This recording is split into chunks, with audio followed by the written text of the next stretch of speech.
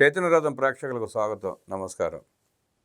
మద్యం కుంభకోణం కేసులో అందరూ పారిపోతా ఉంటే సిట్ 18 తారీఖున విజయసాయిరెడ్డిని రమ్మని చెప్పి సాక్ష్యం చెప్పడానికి కబురు చేసింది. విజయసాయిరెడ్డి వచ్చి సాక్ష్యం చెప్పడం మొదలుపెడితే ఆ కేసు ఏ రకంగా వెళుతుంది, ఎవరు అరెస్ట్ అవ్వబోతున్నారు, ఇంకెంతమంది దాంట్లో ఉన్నారో తెలుసుకునే ప్రయత్నం చేద్దాం. వివరించడానికి శ్రీలీల గారు ఉన్నారు, వారిని మరిన్ని విశేషాలు తెలుసుకుందాం. నమస్తే శ్రీలీల గారు. నమస్తే అండి. విజయసాయిరెడ్డి గారికి సిట్టు పిలుపునిచ్చిన నేపథ్యంలో ఎన్ని పెద్ద తలకాలు బయటపడతాయి అనుకుంటున్నారు? ఈ కసిరెడ్డి, రాజశేఖర రెడ్డి లాంటి వాళ్ళు రాకపోతే మాత్రం ఆగుద్దంటారా? ఈ రోజున నిజంగా ఒక పెద్ద ట్విస్ట్ ఏంటంటే, జగన్మోహన్ రెడ్డి గారికి, విజయసాయి రెడ్డి గారికి సిట్ ఏదైతే ఉందో ఈ నెల 18వ తారీఖున విచారణకు రావాలి అని కోరుకోవటం. ఇది ఎవరు కూడా ఇలా జరిగిద్దా అని ఎవరు అనుకోలేదు, ఊహించని పరిణామం. కరెక్ట్గా ఎవరు కూడా ఒక పెద్ద ట్విస్ట్ లానే ఉంది ఇది. ఇప్పుడు చూస్తే ఎవరైతే ఈ విజయసాయి రెడ్డి అనే వ్యక్తి ఉన్నాడో, జగన్మోహన్ రెడ్డి గారి ఆత్మ. ఒకప్పుడు ఇతని పార్టీలో మెయిన్ కీలక పాత్రధారి, సూత్రధారి. జగన్మోహన్ రెడ్డి గారిని ఏ క్వశ్చన్ వేసినా విజయసాయి రెడ్డిని అడగండి అని చెప్పేవాడు. అలాంటి విజయసాయి రెడ్డే ఈ రోజున ఈ పార్లమెంటు మెంబర్కి, అలాగే ఈ రోజున పార్టీ సభ్యత్వానికి కూడా రాజీనామా చేసి బయటికి వెళ్ళిపోయాడు. నేను వ్యవసాయం చేసుకుంటానన్నాడు. ఆయన ఆ రోజున వ్యవసాయం చేసుకుంటానని చెప్పిన తర్వాత కూడా ఈ మధ్య కాలంలో మీరేంటి మీ డ్రెస్ అని చెప్పేసి ఒక విలేకరు అడిగితే, ఏం వ్యవసాయం చేసేవాళ్ళు ప్యాంటు షర్ట్లు వేసుకోకూడదా అని అడిగాడు. కానీ ఒకప్పుడు అమరావతి రైతుల్ని వీళ్ళు అదే మాట మీద అవహేళన చేశారు. అది మర్చిపోయినట్లున్నాడు విజయసాయి రెడ్డి. సరే, ఆ విషయం మనం ఇప్పుడు అనుకున్న విషయానికి వస్తే, వ్యవసాయం చేసుకుంటాను అని పక్కకెళ్ళిన విజయసాయి రెడ్డిని ఈ రోజున అదే ఎవరైతే మన కాకినాడ పోర్టుకు సంబంధించి విచారణకు రమ్మన్నారో, మళ్ళీ ఇప్పుడు ఈ మద్యం కేసులో విచారణకు రమ్మన్నారు. ఖచ్చితంగా ఆ రోజు అతను పదే పదే చెప్పాడు, ఎవరైతే మీడియా ఉందో అక్కడ అందరి ముందు కూడా, నేను ఖచ్చితంగా ఏసీబీ వాళ్ళకి ఆ రోజున హెల్ప్ అవుతాను, ఏ విషయం అడిగినా ఎప్పుడు రమ్మన్నా నేను వస్తానని. ఈరోజు కూడా వీళ్ళు విచారణకు రమ్మంటే పారిపోతున్నారు, కానీ విజయసాయిరెడ్డి మాత్రం పారిపోడు, ఖచ్చితంగా వచ్చి చెప్తాడు.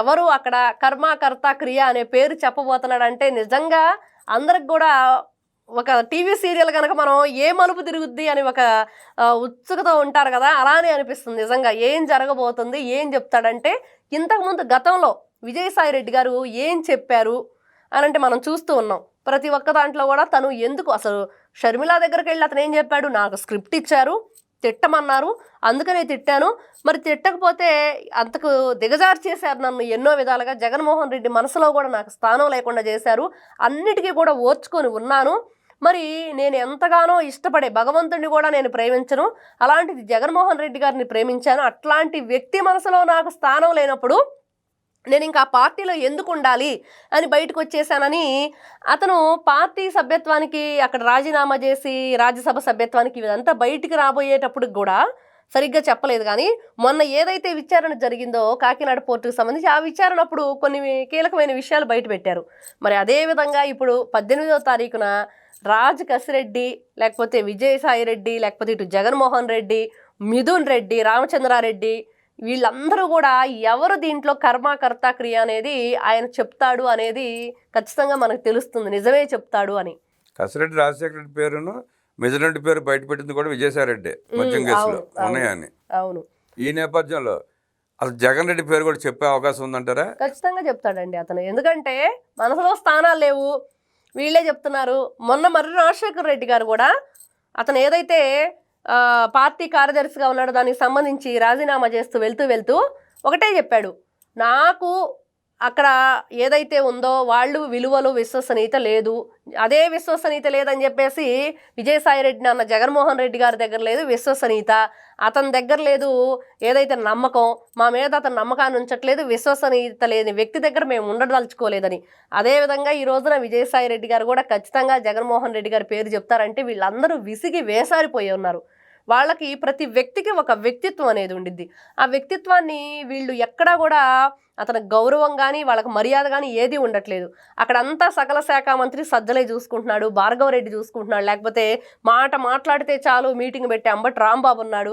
మరి ఇట్లాంటి వ్యక్తులందరూ ఉన్నప్పుడు మరి వీళ్ళు పార్టీ నుంచి విడిపోయి ఏం చేస్తారంటే, ఈ రోజున వీళ్ళందరూ కలిసి ఆ రోజున ఏం చేశారు?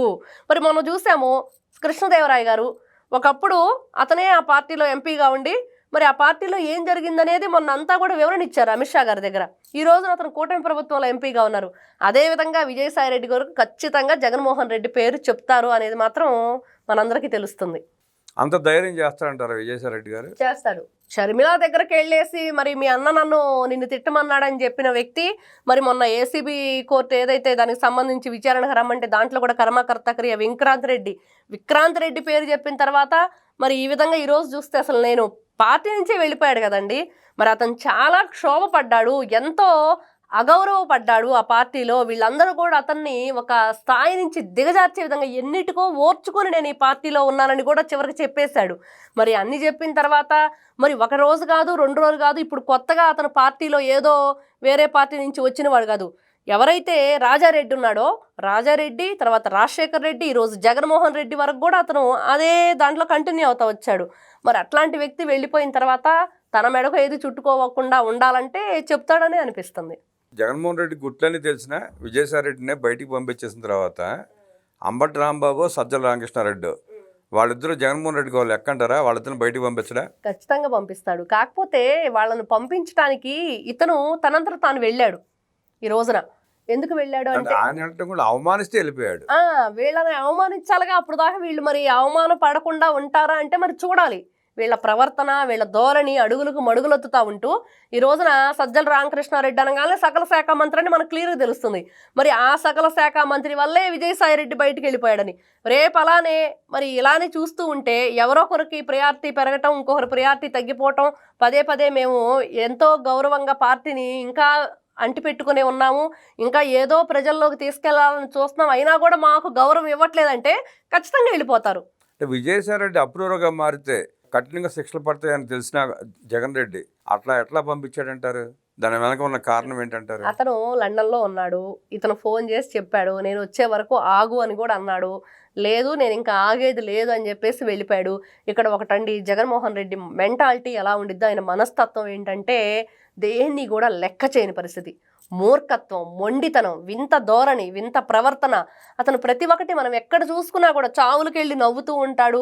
మరి అధికారంలో లేనప్పుడేమో ప్రజల మధ్యకి రావటం, అధికారంలో ఉన్నప్పుడేమో పరదాలు కట్టుకొని తిరగటం, చెట్లు కొట్టేయటం. మనం ఎక్కడ చూసుకున్నా కూడా అతనే చెల్లిని రాజకీయంలో తీసుకొచ్చి ఈ రోజున అదే చెల్లిని నువ్వు రాజకీయాల్లో రావడానికి వీల్లేదు అని చెప్పేసి ఆస్తి పంపకాల దగ్గర గొడవ పడుతున్నారు. ఇవన్నీ చూస్తూ ఉంటే అతని వింత వైఖరి ఏ విధంగా ఆలోచిస్తున్నాడంటే నిజంగా మోనార్క్ లాగుంటాడా లేకపోతే ఏంటి అనేది ఎవరికి కూడా అంతుపట్టండి. మనిషి వింత ప్రవర్తన మొత్తం మీద చాలా అసలు కొన్ని సార్లు నవ్వుతూ ఉంటాడు. ఎందుకు అలా ప్రవర్తిస్తాడు? పక్కన ఎవరు లేకపోయినా కూడా చైరు వైపు చూస్తూ నవ్వటం మనం ఎన్నో వీడియోలో చూస్తూ ఉంటాం. మరి అట్లాంటి వ్యక్తి ఎందుకుని అతన్ని పంపించాడంటే ఖచ్చితంగా డోంట్ కేర్, ఇంకా నువ్వు వెళ్తే నాకేంటి అన్న ధోరణిలోనే అతన్ని వదిలేశాడని చెప్పి మనం ఖచ్చితంగా చెప్పుకోవచ్చు. అంటే అంత డోంట్ కేర్ అంటూ వ్యవహరిస్తున్న జగన్ రెడ్డి వెనకాల ఎవరన్నా ఉన్నారని అనుకుంటున్నారా? ఎవరుంటారు? సజ్జల రామకృష్ణారెడ్డి ఉంటాడు, ఇలాంటి కసిరెడ్డి రాజులు ఉంటారు, సజ్జల రామకృష్ణారెడ్డి, కసిరెడ్డి రాజశేఖర రెడ్డి, పెద్దిరెడ్డి ఉన్నారు కదండి. జగన్మోహన్ రెడ్డి గుమస్తాలే కానీ ఆయనకి వెనకాల నిలబడే అంత స్థాయి ఉన్న వ్యక్తులు కాదు కదా. సుబ్బారెడ్డి అతను ఉన్నాడు. ఇంకా అంతకు మించి ఇప్పుడు సొంత బాబాయే లేకుండా వెళ్ళిపోయాడు. ఇంక ఇతను చూస్తే అవినాష్ రెడ్డి చూస్తే అతను కూడా జగన్ కింద ఉండాల్సిందే తప్పించి అతను జగన్ వెనకాల నిలబడే అంత క్రియేటివిటీ అతని దగ్గర లేదు. మరి నిజంగా మీరు అంటున్నట్లుగా ఎవరైనా ఉన్నారా అంటే ఈ రోజున చూస్తే అన్నీ ఒకప్పుడు రాజశేఖర్ రెడ్డి ఆత్మ ఎవరైతే ప్రసాద్ అతను ఉన్నాడో, కేవి రామచంద్రరావు, అలాంటి వ్యక్తి మొన్నటి వరకు విజయసాయి రెడ్డి. మరి ఈ రోజున ఆ విజయసాయి రెడ్డి కూడా లేకుండా ఎవరున్నారంటే ఎవరైతే వైఎస్ షర్మిల పదే పదే చెప్తూ ఉండిద్దో భారతీరెడ్డి, ఆ పేరే వినిపించిద్ది ఇంకా అందరికీ. వాళ్ళ భార్య ఆయన వెనకుండా అన్ని నడిపిస్తుంది అనేది షర్మిల గారి ఆరోపణ. ఇంకో 2 రోజుల్లో జగన్ గుట్లని బయటపెట్టి అప్రూవర్గా మారబోతున్న విజయసాయి రెడ్డి అంటూ విశ్లేషించిన శ్రీలీల గారికి ధన్యవాదాలు తెలియజేస్తూ నమస్కారం.